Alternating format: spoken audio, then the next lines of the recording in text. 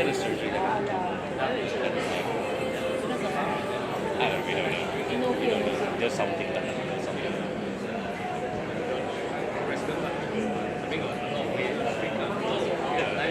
Ladies and gentlemen, a very good afternoon and welcome to RiX Forum 1 entitled Supercharge or Stagnate, a dialogue on the next big leap for the timber and furniture industries.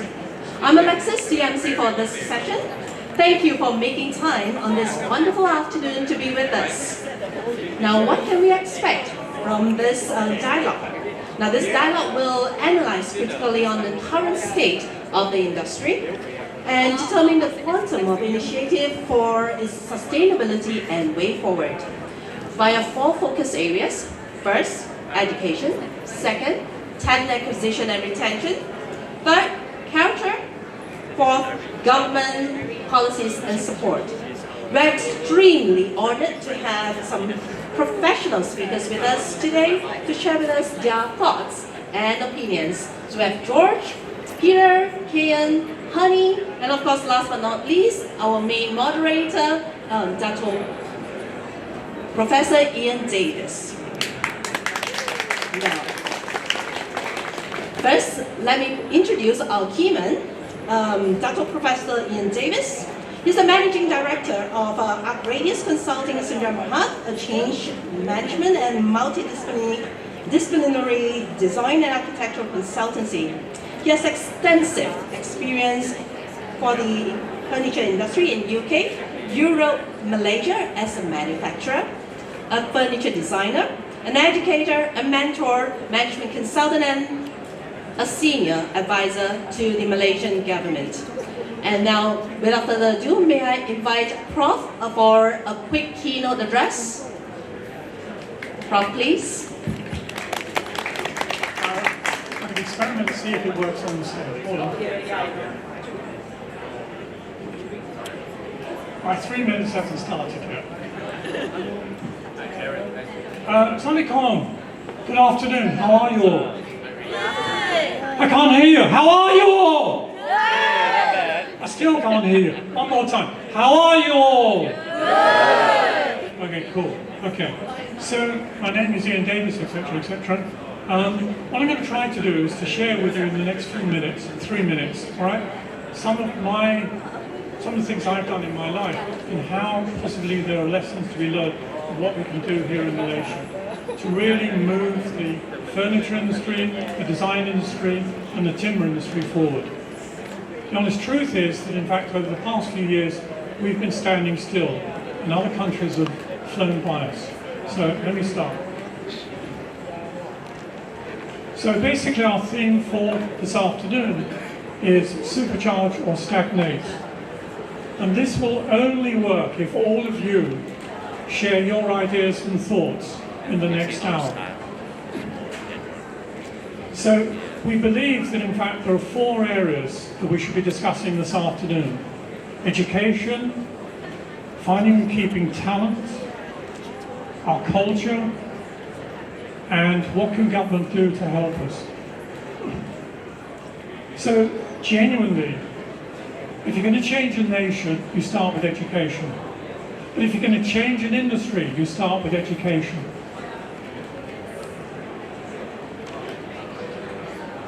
Now, I taught at the Royal College of Art furniture design for 10 years.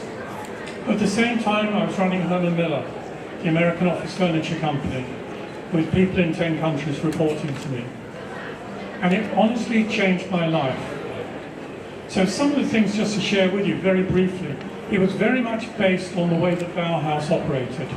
So they believe passionately that furniture design is all about understanding making things. It was essential that every student, every postgraduate student, physically made the prototypes, physically made the pieces.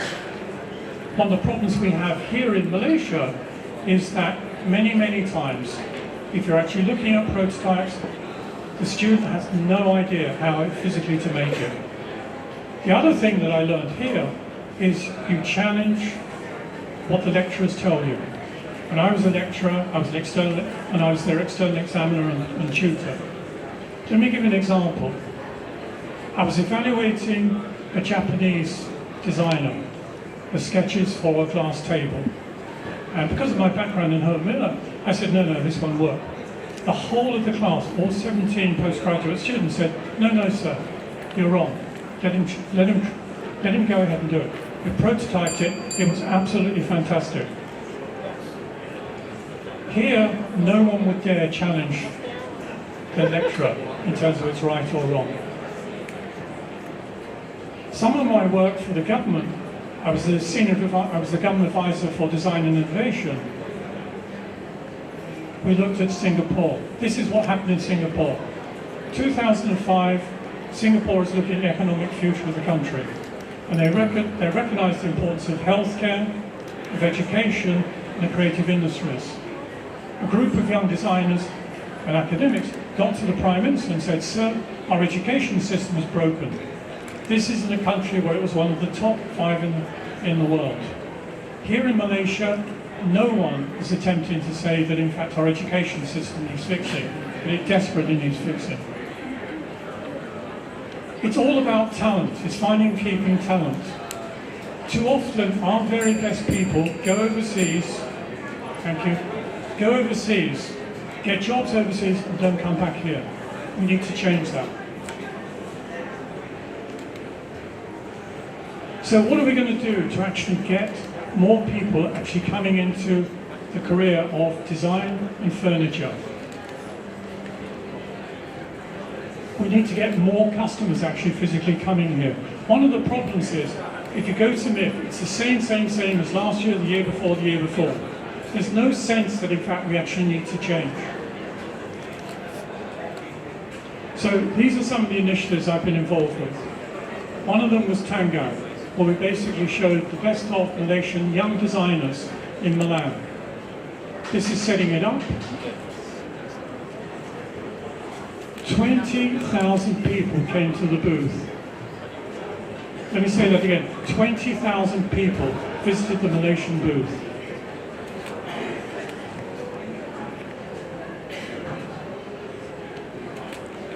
Next thing, I was asked to actually write a plan for the future of design and the furniture industry. We did the work, we submitted to Cabinet, nothing happened. Alright, I'll explain why another time, okay? But seriously, we need a plan for the future of this industry. Otherwise, it'll be the same as it is today. Nothing will change.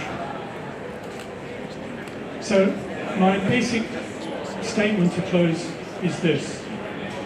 Let's stop talking about it, let's do it. Thank you. Thank you. Just do it. That's the way it is. Now, first speaker, let's introduce him. Peter Mickelson, someone who holds furniture very dear to his heart. He's the founder of Hoyt Syndrome Berhad and the director of Kian Group of Companies. His journey through furniture industry begins amidst the embrace of a family business in Denmark. For over 4 decades, his dedication and expertise have touched every aspect, from retail to wholesale, manufacturing to transforming projects in hotels, offices, and homes. And Peter, the floor is yours. Thank you very much. It's a pleasure to be here with you all. I am originally from Denmark, and I have lived in Malaysia now for 30 odd years. And when I was 18 years old, I swore I would never work in the furniture industry, but here, I'm still here 45 years in the trade, so I guess I will die in this business too. Kian and I found each other many years ago, and it has been a wonderful journey for me as an expat, maybe living here, where we are in a company that is quite progressive. And we work from a simple philosophy of better design, better value, and better world. And with this, we mean design. It all starts from a design thinking process. You have to build your brand, you have to build your furniture that you want to sell. And we struggled very much in finding local talent to help us. So this is my first alarm bell. Not enough local talent to help us. So we engaged with international designers. We have 7 or 8 international designers working with us. In Reka, you see here, is our main designer. And Cindy, giving him a hug here, is our local designer that has started to work with us now. And we're starting to see her products coming out. Benji is up there. And she's also an internal team that we are growing now to help us design more items for the future. Design starts with the sustainability in mind, minimize the usage of materials. Whatever we go through, this is the key. So all our design teams are aligned and we move forward with these simple philosophies. Better value is not about price. We want to give better value to our clients. So in order to do this, we have actually started the sustainability journey very, very seriously. And again, I say this is a very lonely drive, but together we can actually improve all this. We work with coffee grounds, we work with HPLs, with jeans material, we are working with ocean-bound plastic. We have launched these chairs are made from plastic that is collected around the beaches in Malaysia. So we convert them into pellets and turn them into beautiful chairs, 100% ocean-bound plastic. We are working with recycled woods. So we have so many materials that we are starting to work with in our journey now. But nothing works without people. Oh, sorry. And it all starts here. And our journey is quite serious. We have a team that go around to all the universities. We evaluate, we help to judge the furniture from the candidates. We come out, we help them, we do talks about designs, and we help to get them interns into our companies, and we have more and more interns that are staying with us after they have graduated. So we are seeing progressively improvements here. Again, if the whole industry join up together, we can make this a wonderful journey. We're using scrap wood from our factory in the corner picture there, where we make tables and sell and donate to our foreign workers funds. So we do a lot of things internally.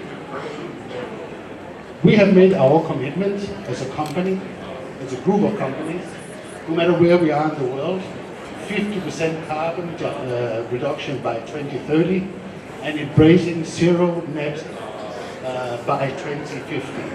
So this is our commitment to the future. And just one little thing we do, okay? And I'll finish, if I can get the last slide.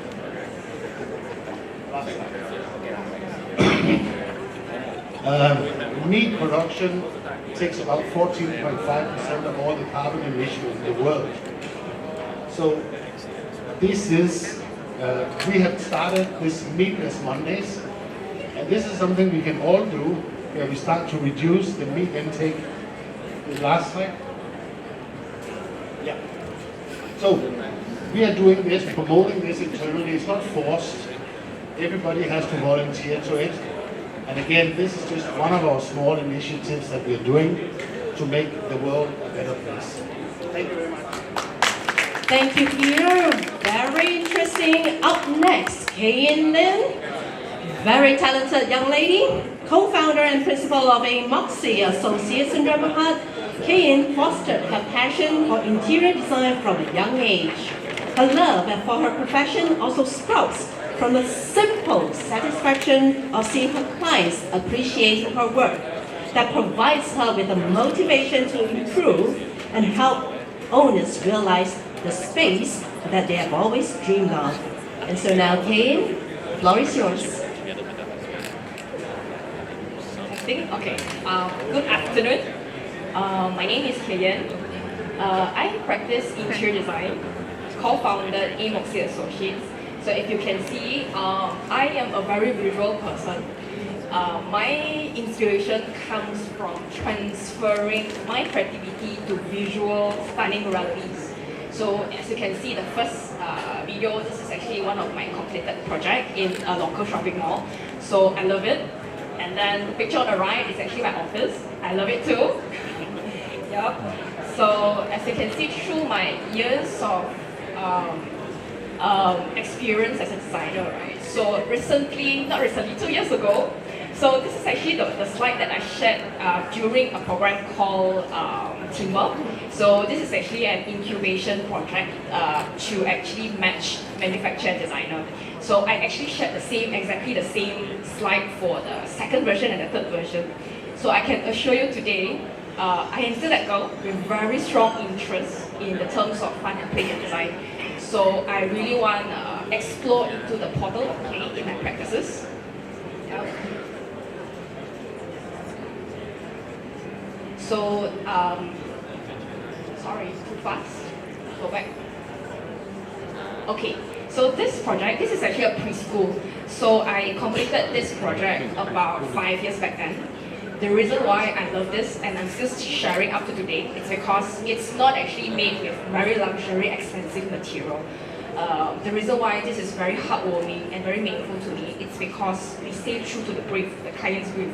So one day, the client engaged me and he said, I want a space, a learning space that is less commercialized. I don't want mascot, I don't want cute bears or cute cats to represent the school. I just want students to feel like they are learning in a village. So this is also a project where we explore into a lot of timber furniture.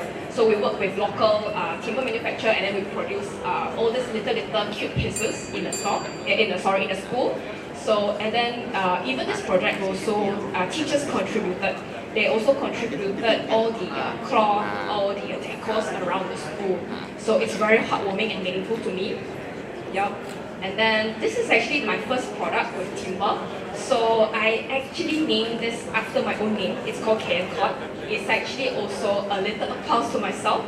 So this was actually done 2 years ago under Timber Programme. So the reason, this is actually a very huge exposure to me. It is also the first prototype that I've ever made. So the reason that I come up with this KN Court, it's also a point of sustainability. I want to give second life, even third life, or even the fourth life to a cot. So we always imagine you have a newborn baby. What will happen to your baby cot after your baby outgrown it? So in this case, I actually have this idea with the manufacturer to turn it to become a stack table, a bed, or even a day bed. So the second one, so this is actually the second one. So I would like to continue my journey to design another baby cot. So this is also a piece that the first intention, right? I wanted people to see the first piece as not the baby cot. It should look like something else. And then the inspiration comes from capsule, a toy capsule. You crack the egg and then you find surprises inside. So this is actually also exhibited. I am very thankful to be given this opportunity to explore into furniture making. So it's actually very challenging. A lot of details, a lot of consideration to make this. So in short, I feel like this program is actually very important to the industry. I hope that a lot of designers can actually participate and then we have more programs like this. So local manufacturers and also designers can work together to create more and more pieces in the future. So thank you. That's all from me. Thank you, Kian. Up next, George Young. Passionate and visionary gentleman. As an entrepreneur, he is the managing director of Wingming Group of Companies. The group is the leading manufacturer and distributor of doors and cable reels. And recently, they have also embarked in the business of converting oil palm trunks waste to an innovative door core material. George is currently the chairman for TIMB3R Design Incubator Programme. And George, floor is yours. Thank you, Alexis.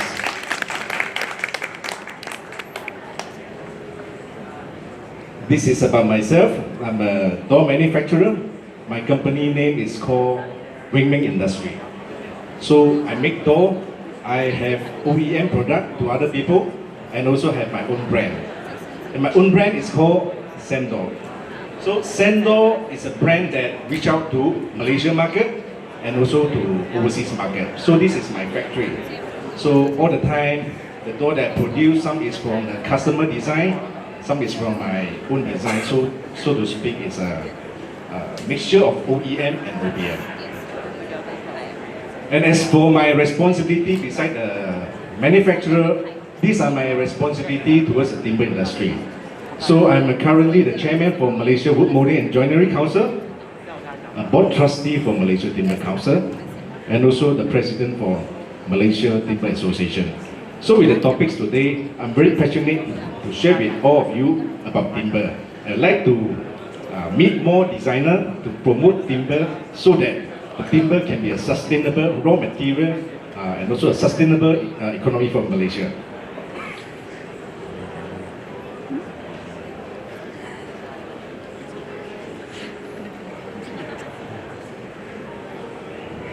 I have think of other than door design, total solution, selling log, going upstream, going downstream, what else I can do. So I'm motivated by the information reached out to me about the circular economy. So I also feel that being a manufacturer, particularly in timber industry, we have more commitment, more responsibility towards this carbon net zero. So with that, we have declared in our group to be like here, carbon net zero by 2050. And in order to achieve that, there is a material that we need to find. How can we reach out to this objective? So we have come out the idea to find alternative raw materials. So as mentioned by Alexis just now, we already converting the oil palm trunk. Oil palm trunk traditionally 25 years is going to cut and dispose. Some people may burn it. So we want to convert it into a raw material to make doors. So this is a circularity model that we have, some of the selling point. So from the picture here, you can very easily see, even though the door for this circular series, in order for me to promote more, I want to create some attraction. So means I have this buyback program. So means whoever developer, contractor or designer support my program, the door at the end of the day reach out to all the end user, and if they want to dispose, I will buy back at 100 ringgit. So with that, I can continue to do my circularity with this. And you can see the life of number 5 after I remanufacture the door actually is stronger than the first life. So with that, I can able to achieve the carbon neutral very soon. So with this one door, there is a carbon sink of 0.3 ton, which is very significant. Commercially, 1 ton is equivalent to $60 as of the market in US now. Some designers have collaborated with us to convert some of the door from a traditional lattice design to a ventilation. So this is one of the example in the timber, which Kayan just now has mentioned. So I'm also the participant and also a chairman for this program. So I'm very happy to see the creativity of a designer, how they can turn my factory to create some of the design.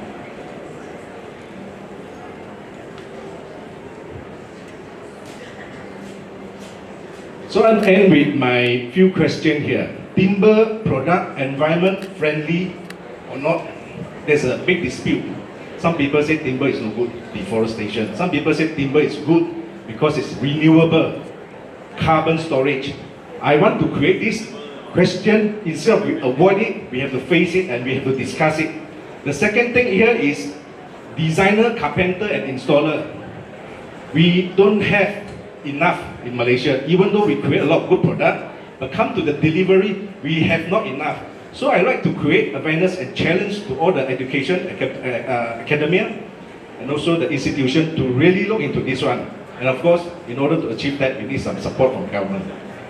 The third one here is, we see a lot of high-rise building built in timber in overseas, Denmark, Europe, even though Singapore, but why not Malaysia?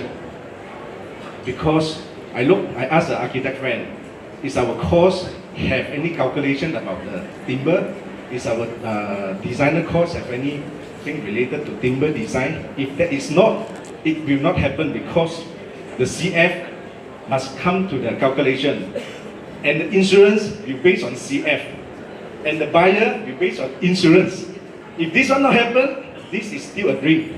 So with that, I would like to end my sharing here. Thank you. Very interesting, George. Thank you so much. And last but not least, Hani Ali, a remarkable lady here, graduated from Australia and received her training at the Gem Factory Contemporary Craft and Design, one of the most prestigious design centers in Adelaide. Her study backgrounds were interior architecture, furniture design and making, and industrial design. Her works are mainly influenced by joinery she learned, and later adapted vastly in her creations. She then started Lion Furniture in 2012, and she actually received an award in 2018, Furniture Design Icon Award by Thanggam and TIB. Hani, now the floor is yours. Hello, Assalamualaikum. I will not stand there because I think I will be taking a lot of our time. We're supposed to sit down and talk about design and how we're going to move forward, right? So I'm just going to go through the slides. Alexis has done very well in introducing myself. So you can check me out on my Instagram, Lion Furniture. Everything is all online now. You can even Google about me. I'm sorry, I cannot. I do not want to steal other people's time, our time. Yes. Just look through all the decade worth of my work, including some of the stuff that I made in Australia. Our probably biggest and my proudest project is Chloe Hotel, Kapas Height condominium, and we do a lot of private accommodation work. So this is up to today. That's my milestone. Thank you very much. Thank you, Hani. And now for the real thing, the dialogue is about to start, and I'll pass the floor to our moderator, Professor Ian, please. Okay, now we'd like questions from the floor. So before we start, does anyone have any particular topics that they want us to cover? We're going to put it up on the board. So are there any particular issues that haven't been covered so far that you want us to explore further? Sustainability, okay. Right, so let's just put it down as bullet points. Okay, so sustainability. Anything else?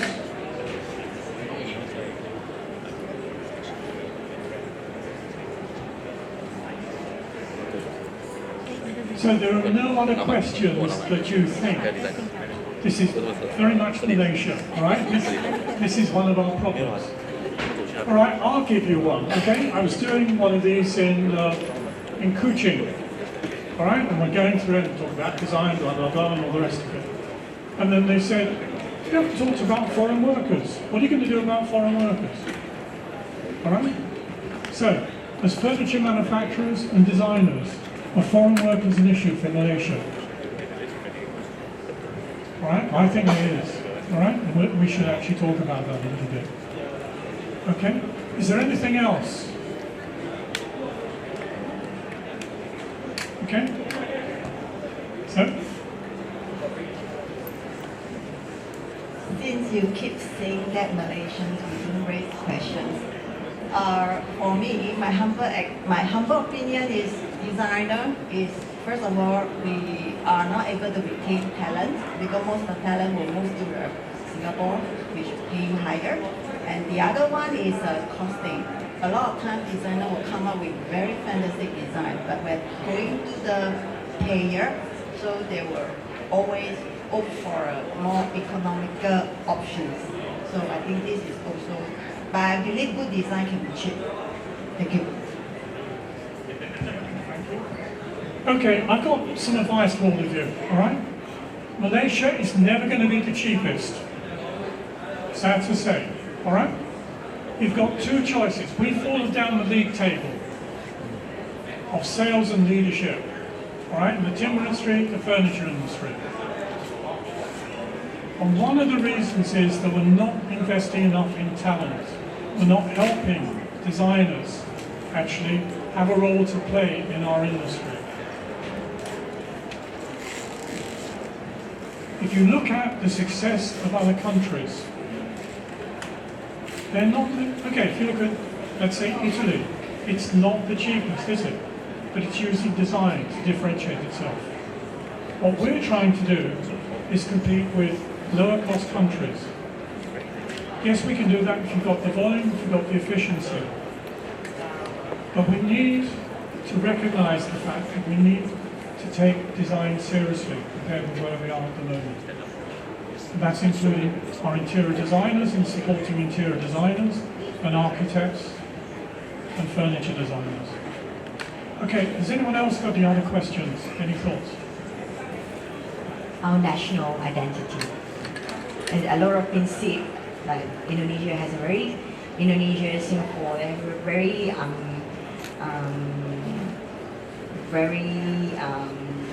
firm on the design direction and whatnot. But Malaysia, it's very hard to say what is our national identity when it comes to design.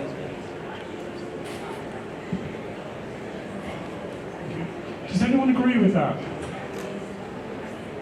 Does anyone want to challenge that?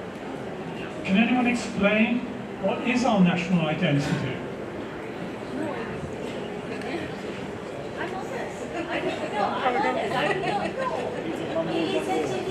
But I love it. I love the rojakness in us.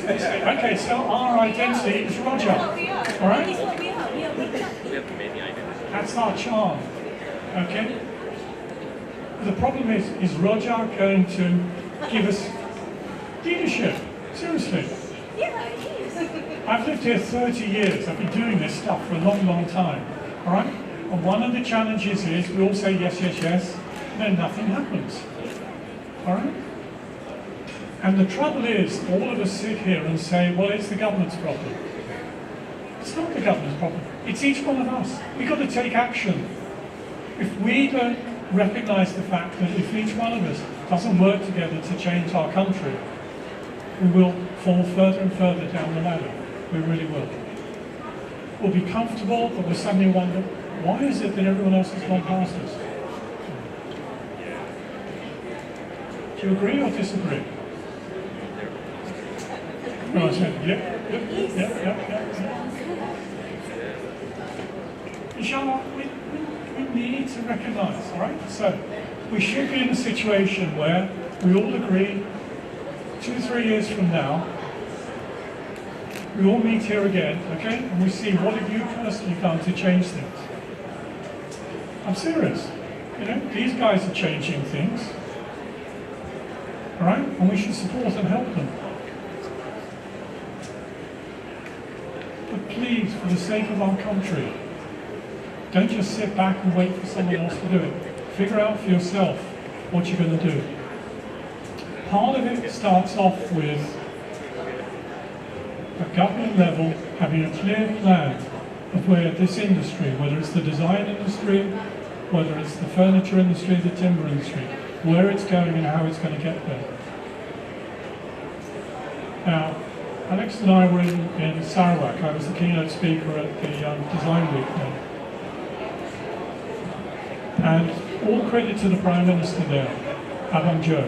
He had a very clear vision of where Sarawak needs to go. We need something similar here. We really do. Okay, any other questions?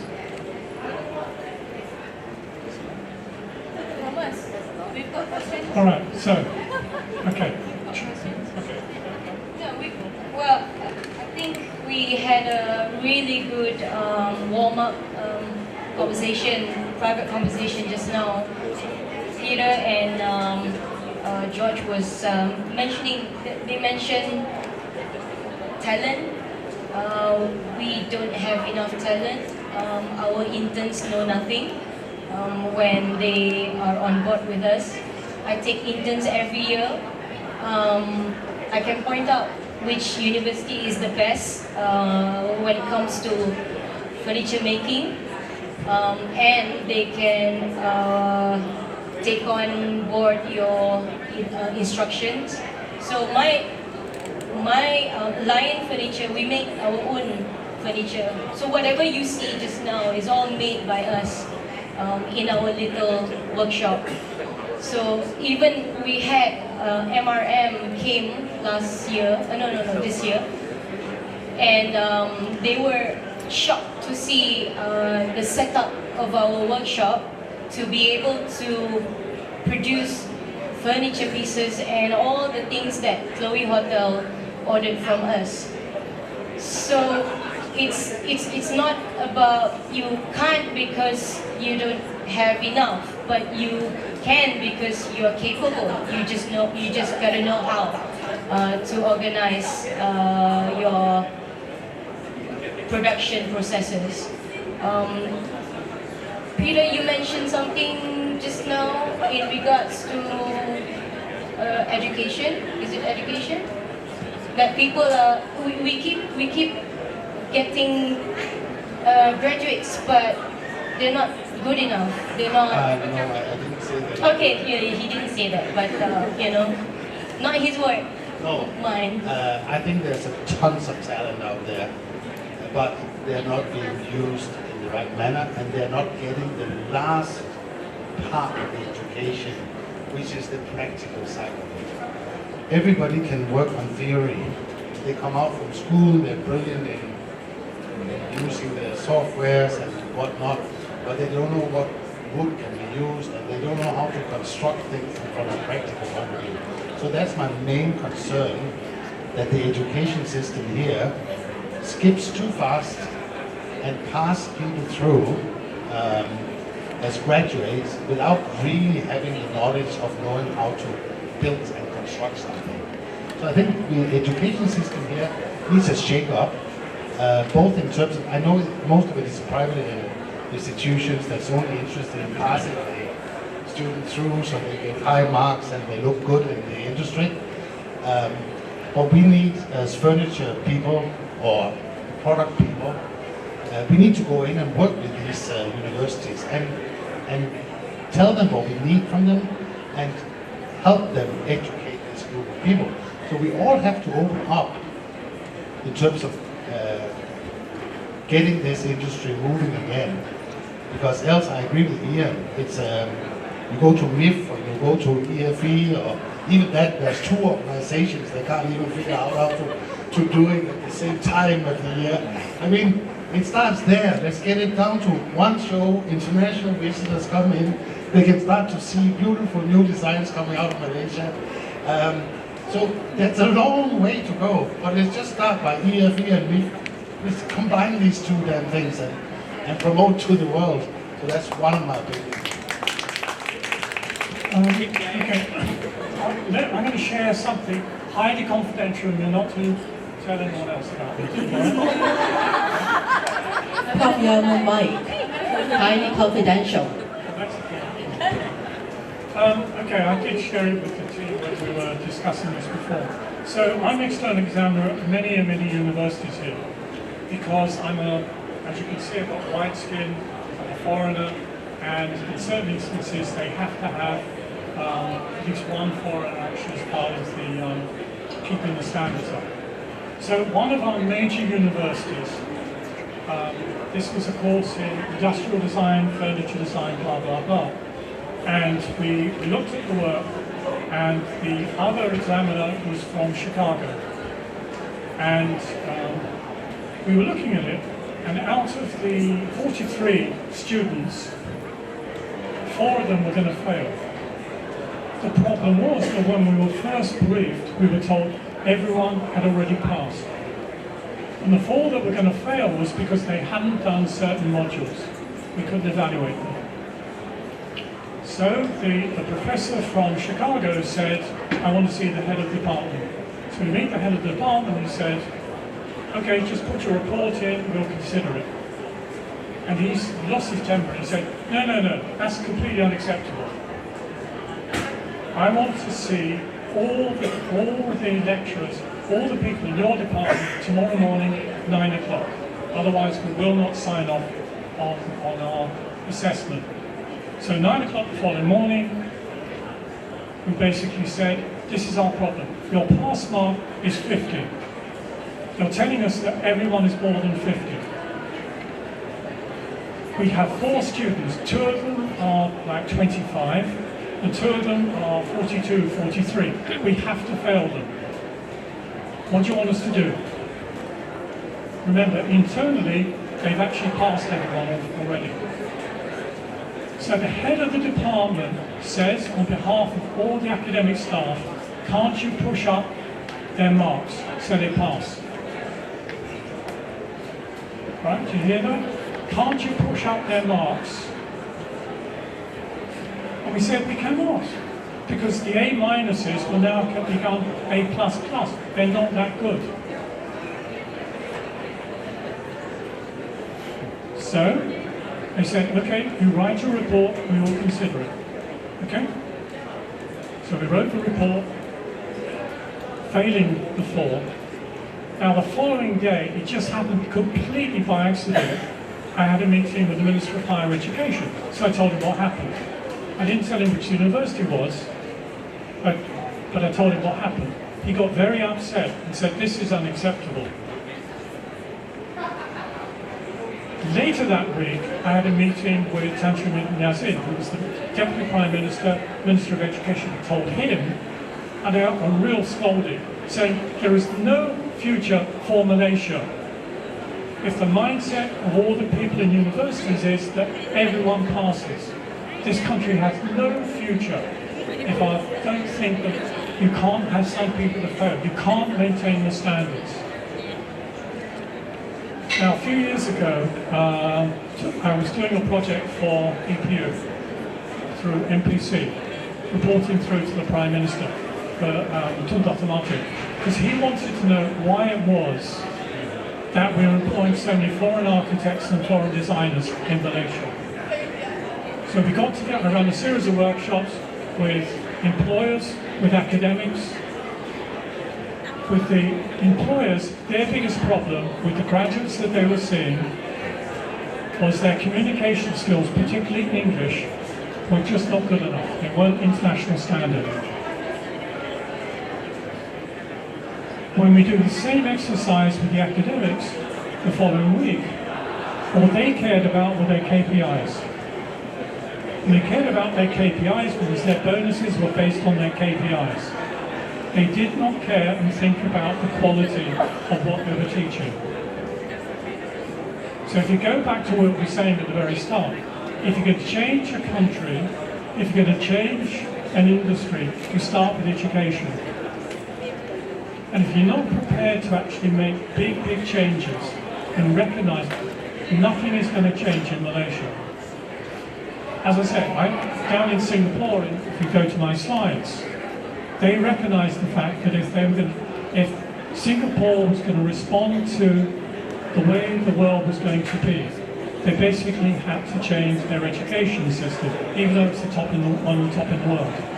And they formed the University of Science and Technology, specifically to focus on the importance of design, and design in relationship to technology. Nothing like that has happened here. And there's nothing on the horizon that's going to happen here. So every one of you, again, has to recognize the fact that we can only change things if we take individual action ourselves. All right? Does that make sense? You're going to do something about it? Yeah. Good, okay. Any more questions? Okay. Probably to you and as industry and manufacturer, are you ever going to think about TVET? It seems that I think we have enough schools or universities to come out with the designers. But the second issue that was raised is about workers. So TVET education is recognizing, because not every students, like Form 5, they are like inclined to papers.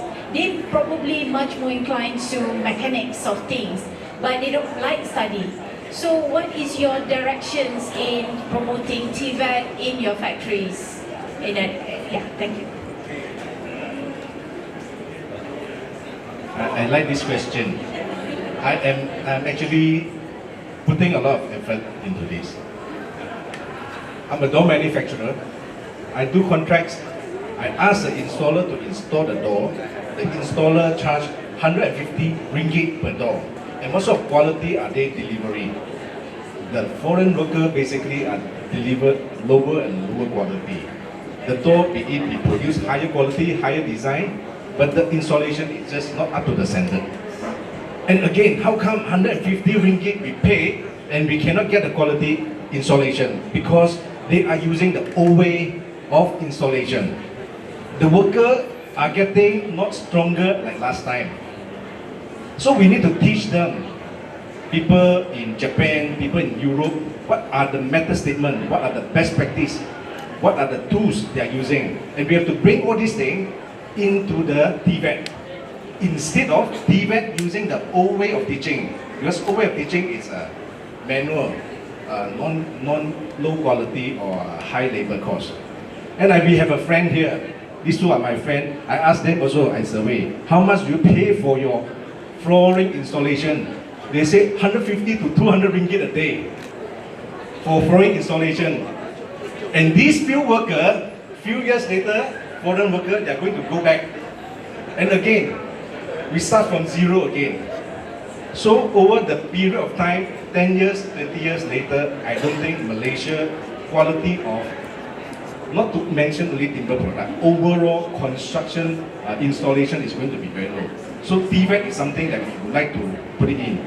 With all the industry players, together with the government education, we have one idea. We say, why not industry player come up with a better statement, survey the best tools, providing the training to the student, and get them acknowledged by providing them a certificate. And this certificate, we're going to get PAM, MIID to endorse, JKR to endorse, CIDB to endorse, all people to endorse. So once a lot of people endorse means it's something that's valuable. And when it's valuable, the student or the technician, they can charge maybe from 150 to 200 with good quality. So with that, just now mentioned about the sustainability, because as long as the skill is good, the delivery is good, the worker or the technician can get a good income, economically it's sustainable. Talent is sustainable. Quality of TVET is getting better and better. So that is my take. Thank you. Very similar.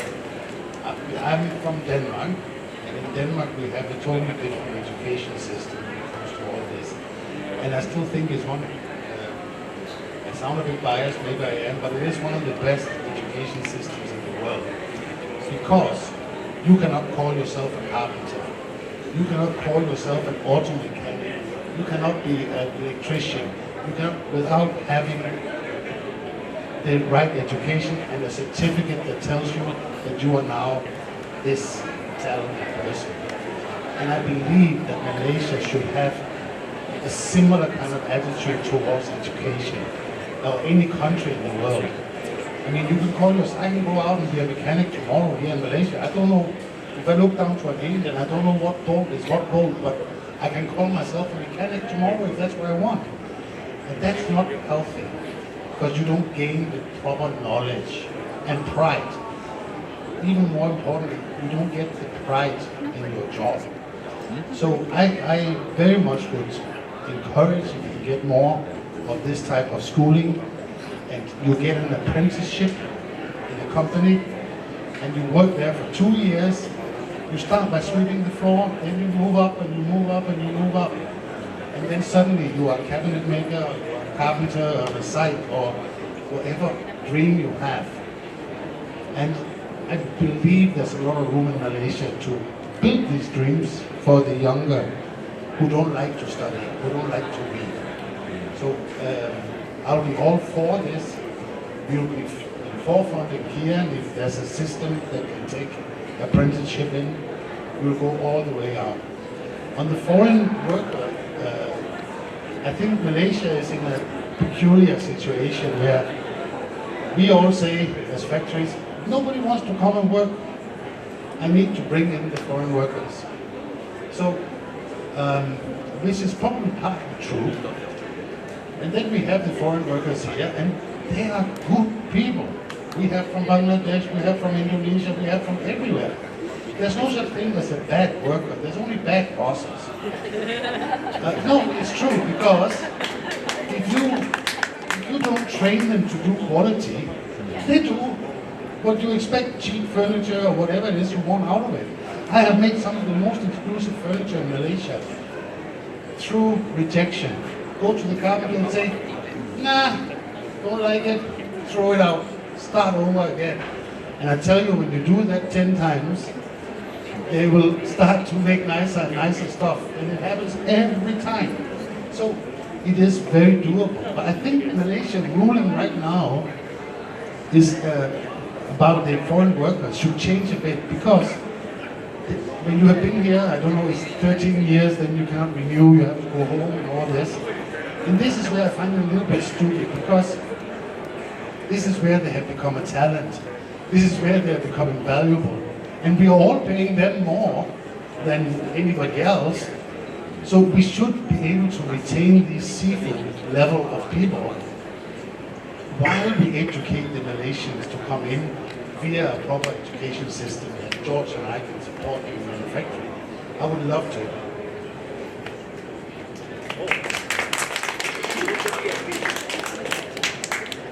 Thank you very much. I think we have 5 minutes, maybe one last question.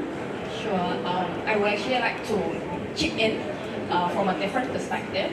Professor Peter, you guys are talking about quality education. So there's this question that I want to raise. Before you get quality, where is the quantity?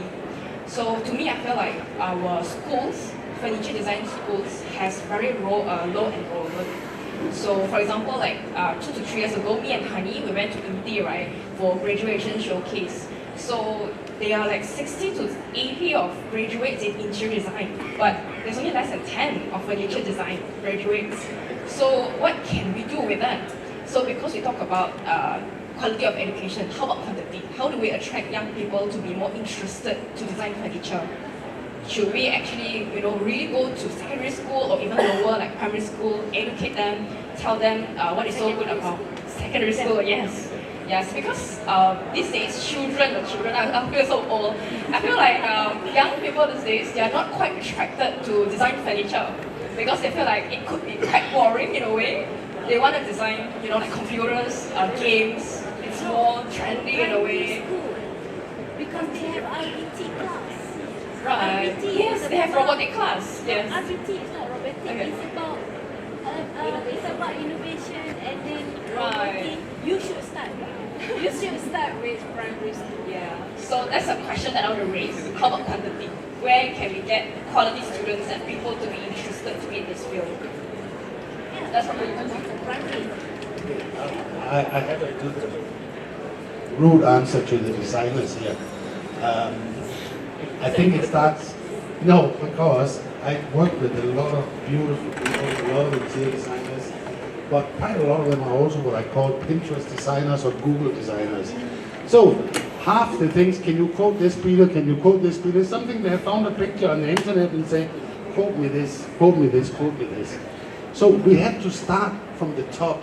So when Ian spec furniture, Peter quote this, it's not something that is copied from someone else. We have to have that pride that we want to do proper furniture. Richard is sitting there, he has a lot of original furniture. I mean, we could do wonderful things, but it has to start with all of us taking part in it. Again, about the young talent, how to attract more? We can use commercial. Now I would like to do some promotion. Behind this wall, there is our Malaysian Timber Council TIMB3R Design Incubator Programme. This is version 3.0, and it is a motivation program to encourage designer, even a student, to work with manufacturer. And contractually, if the sales is successful, we are sharing 3% for 5 years on the sales. So with that, with the economic motivation, we are basically asking all the students at all age, not to say student, all designer at all age to come to play this game, and let the bar go higher and higher. Let disqualified lower and lower people. So the survivors survive, and the student, I think the young student now, they like this kind of motivation, and also I think with the kind of commercial motivation, all people please join. Even start from the secondary school. Even the people who are not IDR, not AR, but they have passion in design, come. Yeah, please come to our program. So I would like to do some promotion with this.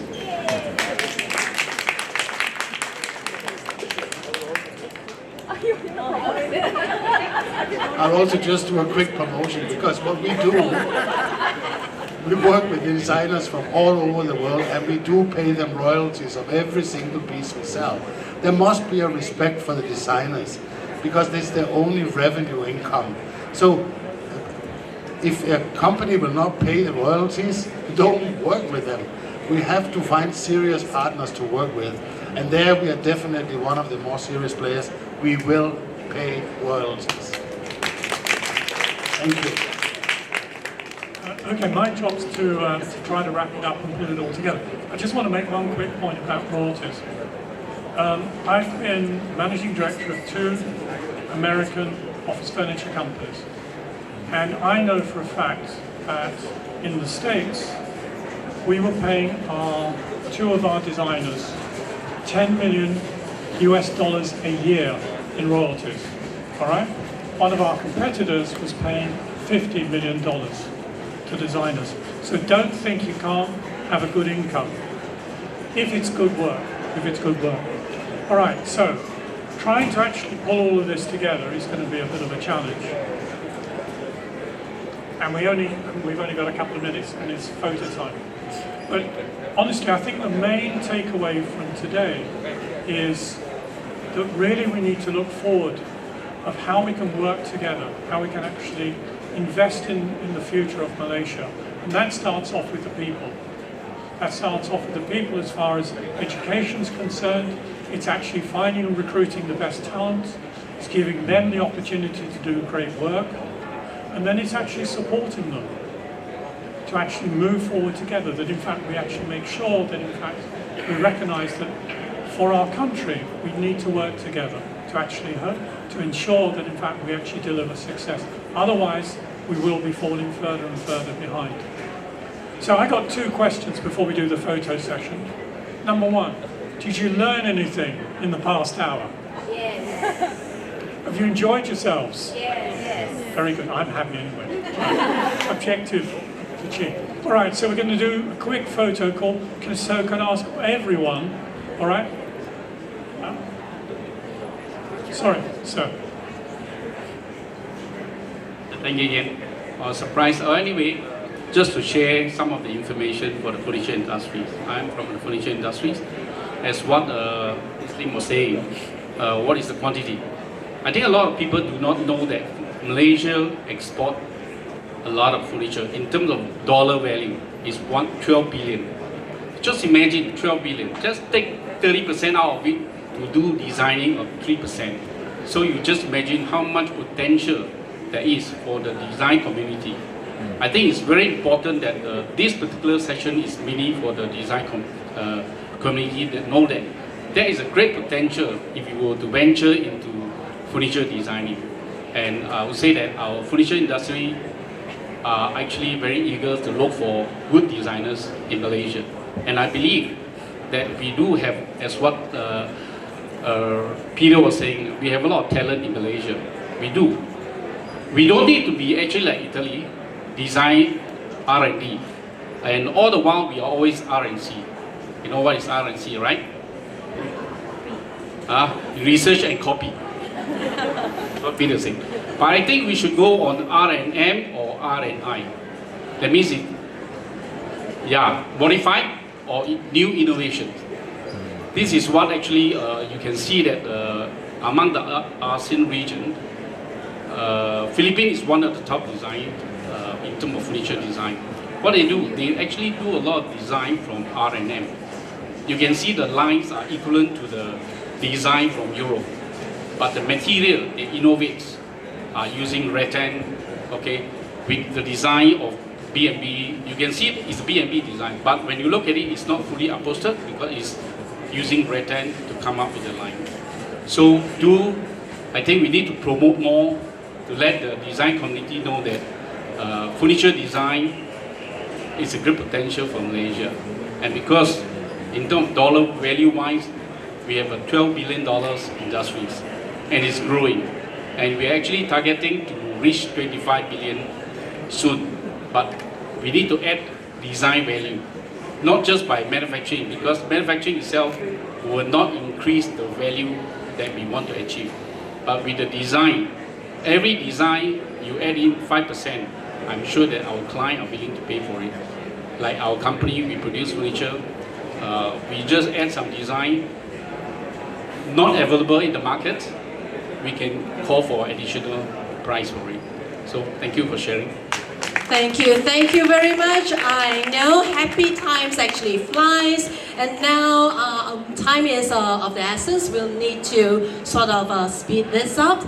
Now we have prepared some token of appreciation to our speakers and moderators. Now may I invite upon Puan Norahan Abdul Rahman, Chief Executive Officer of the Malaysian Timber Council, to the front, as well as interior designer Noshafina Ibrahim, Vice President of MIID, to the front to present a token of appreciation to our moderators and speakers. First of all, interior designers Shafina presenting to Peter Mickelson, and also Kayan. Well, this is rather unconventional. Very nice. I like the new way of doing things. I don't know how to. Are you gonna go on the stage? Perhaps let's go up the stage if you don't mind. Oh, I see. Segan sikit kan, tak apa. So now maybe invite. Those who have taken your token of appreciation, please go up the stage. And next, Puan Norahan, please present to Mr. George Yap and Ms. Hani Ali.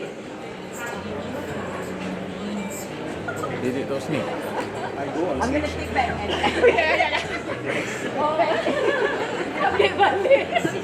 No, I wanted a photo with her. Yeah. Yes. We still like the conventional way, don't we?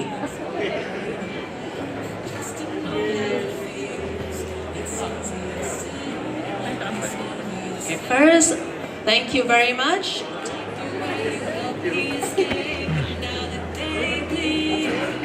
To Peter.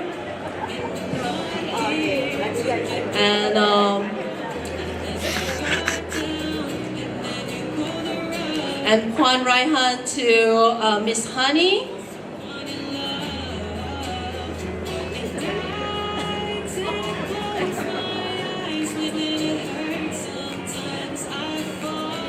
Interior Shafina to Kayan.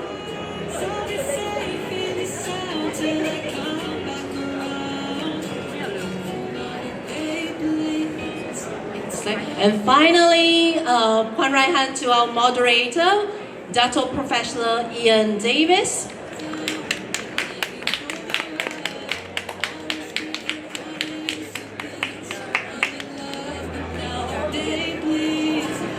And can we have everyone on stage for a group photo?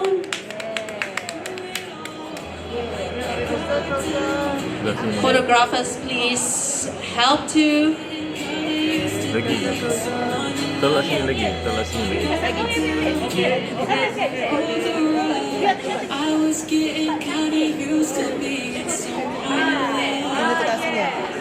Dia berat belah sana. Is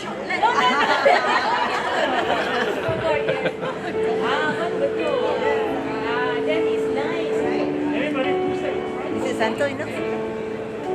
Hampir lah. Peter to the front a bit, yes. Smile.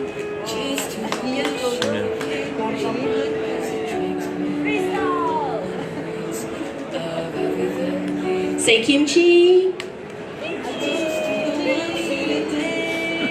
Rizal. Can you have some happy faces? Alright, that makes a wrap for today's session. Once again, thank you to our moderators and all speakers, and thank you to everyone who has participated and your active participation. Now we sincerely wish every success and a better future for the industry. Thank you, have a good day, and stay tuned for the next forum. Tak apa, tak ajar lagi. Tutup tengok. Nora ada tak? Awak cuba tu.